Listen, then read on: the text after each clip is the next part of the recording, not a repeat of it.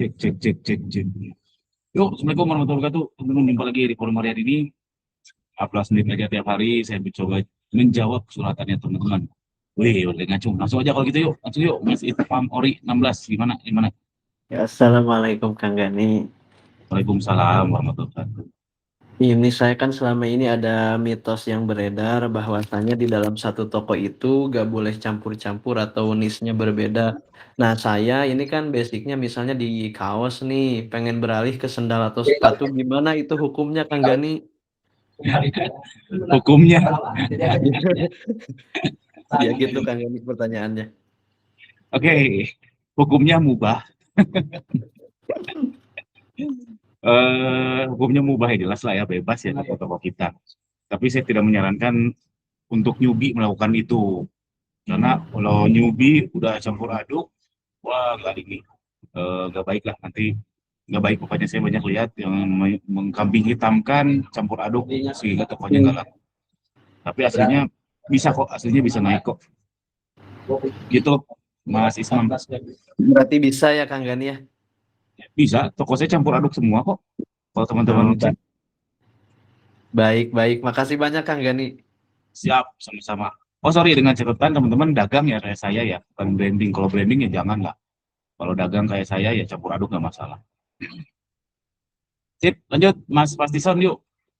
Ya, Assalamualaikum Kang Gani.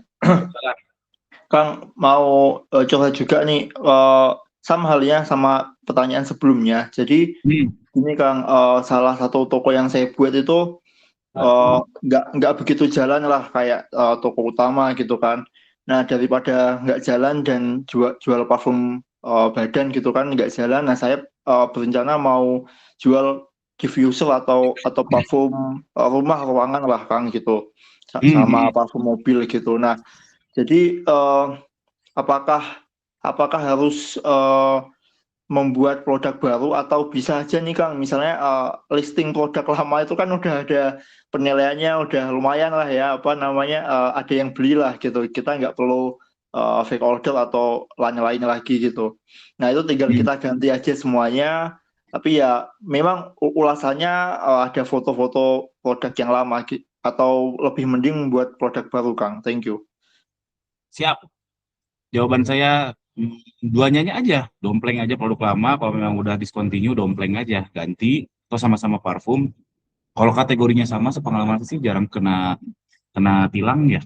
Tapi kalau kategorinya ngaco, itu sering kena tilang. Tapi penaltinya juga bukan di penalti, malah cuman kena tilang aja. Si produknya jadi nggak live. Jadi duanya aja, upload baru iya, produk lama juga iya. Resikonya kecil, bukan penalti. Gitu Mas Pasison. Oke, makasih Kang Gani. Siap, sama-sama. Yuk lanjut Mas Fadil yuk. Fadli. Fadil. Fadil, siap yuk. Assalamualaikum Kang. Hmm. Mau nanya, ini kan saya maksudnya lagi dari udah berapa bulan terakhir udah lagi rapihin ini ya, finance ini nanya tentang keuangan lah. Nah, tapi di keuangan saya tuh kayak nggak tahu, saya pusing banget ya karena di marketplace jadi kadang nggak sinkron gitu loh sama keuangan. Itu gimana ya cara bener-bener sinkroninnya gitu loh di laporan keuangannya? Wah, itu juga kalau tunggu sinkron yang dimaksud apa dulu, Ri? Ya, misal dari pendapatannya ternyata pas dihitung ternyata nggak sesuai sama yang dari marketplace. Data yang ditarik apa? Kalau Maksudnya, data yang ditarik dari marketplace sih harusnya sinkron kan?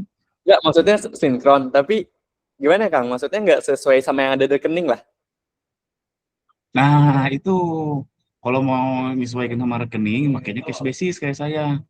Cash basis sangat tidak direkomendasikan sebetulnya sama PSAK.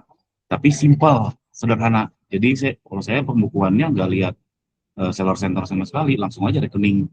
Itu match sama rekening karena cash basis. Jadi semua aliran arus kas dijadikan pembukuan, nggak lihat seller center sama sekali.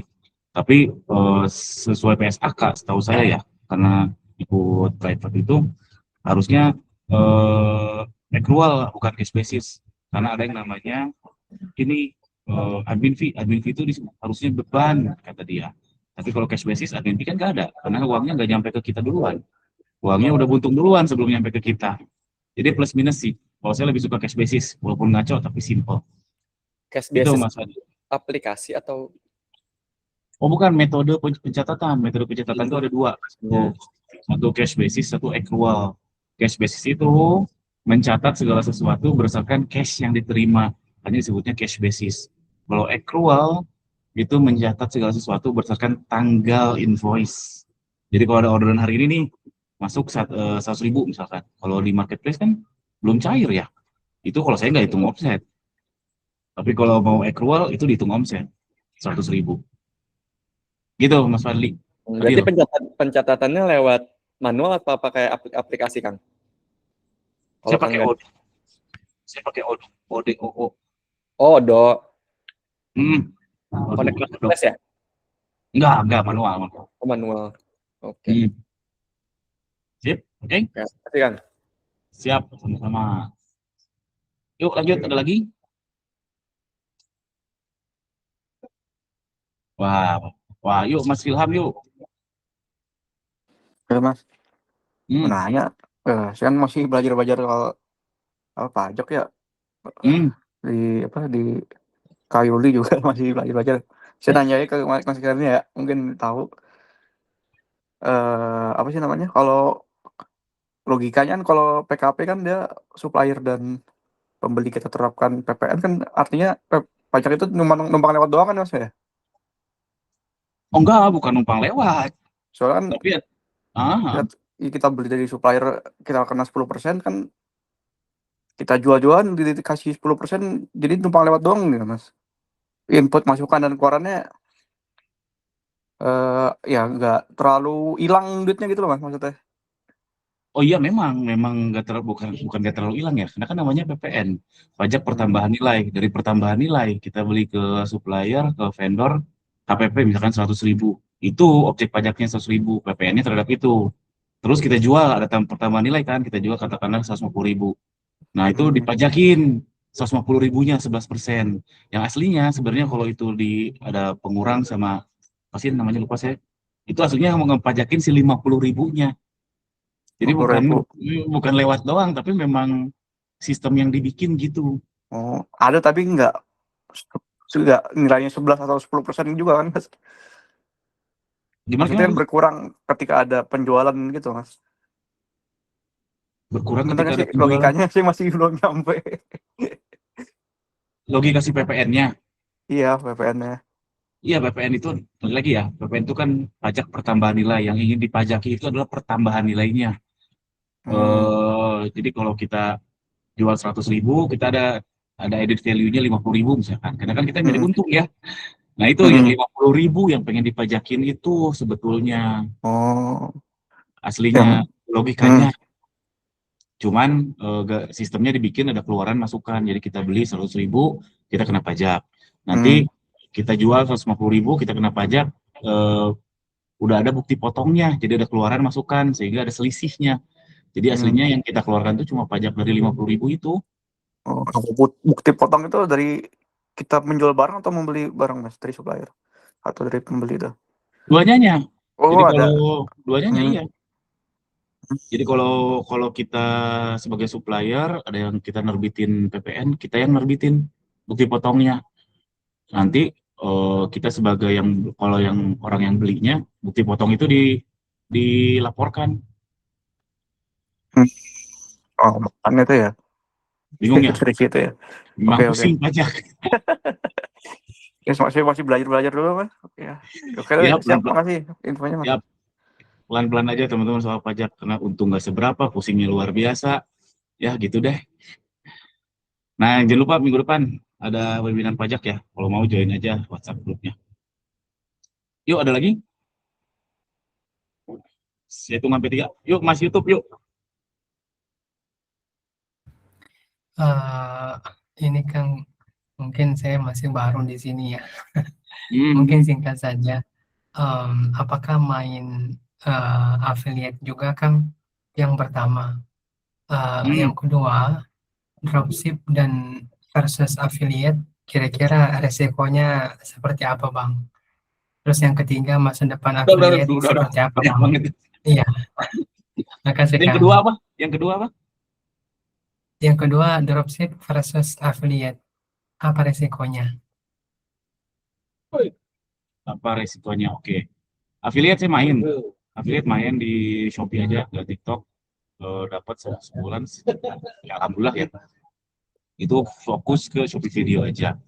Terus resikonya dropship sama affiliate nyaris kecil sih dua-duanya itu nyaris kecil ya resikonya. Cuman untungnya jelas jauh dropship dong. Karena kalau affiliate kan udah dipatok kita nggak bisa ngapa-ngapain. Tapi kalau dropship kita bisa lebih besar, bisa ngambil margin. Cuman yang jadi soal kalau dropship kan kita harus nyari barangnya, kalau affiliate nggak harus nyari barangnya, jadi plus minus resikonya sama-sama kecil. Masa depannya gimana? Affiliate masih jadi masa depan sih saya lihat ya, karena bikin konten tuh bukan perihal mudah. Nanti lambat laun sekarang kan udah ada ya, udah merasakan AI rot namanya kalau di luar negeri itu. Jadi yang dimana AI itu konten AI itu jelek lah pokoknya. Yang jelas affiliate prospektifnya masih besar, cuman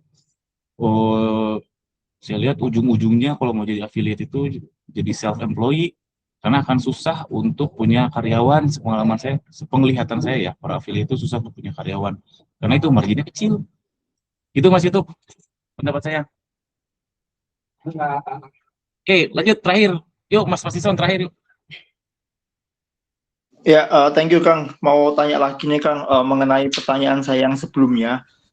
Saat ini kan saya buat parfumnya itu untuk ini ya Kang ya, untuk baju, untuk badan lah. Nah, saya pengen buat lini baru nih, yaitu di diffuser pengharum inilah. Nah, diffuser. Nah, maksudnya untuk meningkatkan volume, tujuannya sih sebenarnya untuk meningkatkan volume. Itu mending dijual di toko yang saat ini ada, lalu di push lagi iklannya dan konten dan lain-lainnya, atau mending bikin toko baru yang memang jual hal yang barang yang beda nih lininya gitu. Karena takutnya di toko yang utama yang lama ini udah ada jatahnya gitu loh Kang. Thank you Kang Gani. Sip. Baik lagi, toko barunya, toko lamanya ini nggak ada orientasi branding nggak? Kalau misalkan ada orientasi branding, mengganggu nggak jual diffuser? Terus apakah ada success story-nya orang yang jual parfum badan sama parfum diffuser jalan dua-duanya produk? Kalau nggak ada, mending nggak usah, karena orientasinya branding. Saya rasa si humans itu kan duanya aja ya setahu saya. Tapi Iya, apakah dia doang? jalan.